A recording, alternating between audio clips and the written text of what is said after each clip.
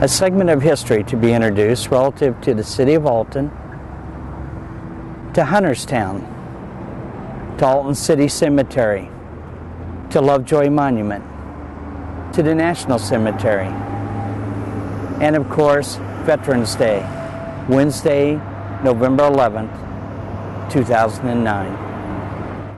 What a magnificent view the explorers had. Marquette and Joliet, all the way up through Lewis and Clark. These bluffs cradling what would become the city of Alton. And prior to that even, Hunterstown, where our focus will be today. Rufus Easton platted out the city of Alton in the late 1817, 1819, and named the city of Alton after one of his sons. Around the same time in 1820, Major Charles Hunter settled this area that we're in, Hunterstown, and in 1845 donated this cemetery.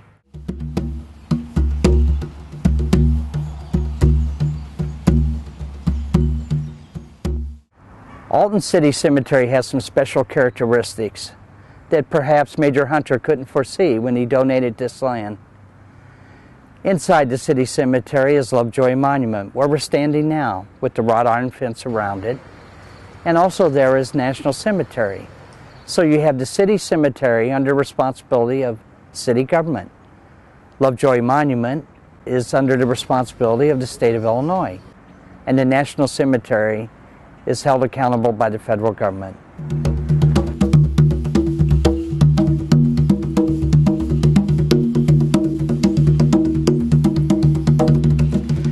This part of Alton City Cemetery is where Lovejoy Monument is. Of course, the tallest monument in the state of Illinois.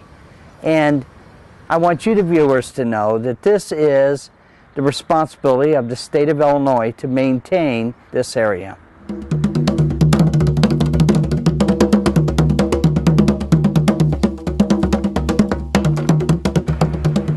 You may be able to see the workers scurrying about in the machinery. There is an ongoing development project occurring at the National Cemetery. New concrete steps have been laid, new concrete platforms. The brick is going to be set in place, actually the steps coming up from the concrete platforms. New wrought iron fence, a new flagpole, and new landscaping is going to occur. You know, history is always or frequently considered as looking back at the past and defining it. Well, this is history occurring now at the National Cemetery. This is historical development that you're able to visualize.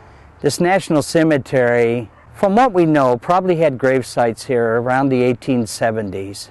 But it was not until 1940 when the federal government assumed responsibility for the National Cemetery. In the early 1940s, during World War II, the first parade was held, which began over on Henry Street in Alton, came down Broadway and across Pearl Street and ended below me here at the National Cemetery, where a ceremony was held. We all know that and recognize that on Veterans Day and Memorial Day we honor veterans, veterans who have given their lives and veterans who have served. Let me tell you a little bit more about Veterans Day. It actually was called Armistice Day at the end of World War I, the Doughboys, when it ended in France. In 1918, on the 11th hour of the 11th day of the 11th month of 1918. In 1919, President Woodrow Wilson recognized this day and thought it was important that we recognize Armistice Day, or the cessation, Armistice meaning the cessation of hostilities. In 1938, Congress recognized Veterans Day as a national holiday. And in 1954, again, it was renamed from Armistice Day to Veterans Day by Congress, and then recognized also by President Eisenhower. A day for all of us to remember the veterans. I'm a Vietnam veteran, so you know this day means a lot to me personally. As we see the names of those who have given their lives, let's remember again on Veterans Day, we want to recognize those who are still alive and are serving us now, the veterans who have already served. and let us say thank you with an exclamation point to them all. Thank you. What a pleasure and honor it is to introduce Mrs. Phyllis Banks to sing, and as a gift to all veterans today, God Bless America. God bless America, land that I love.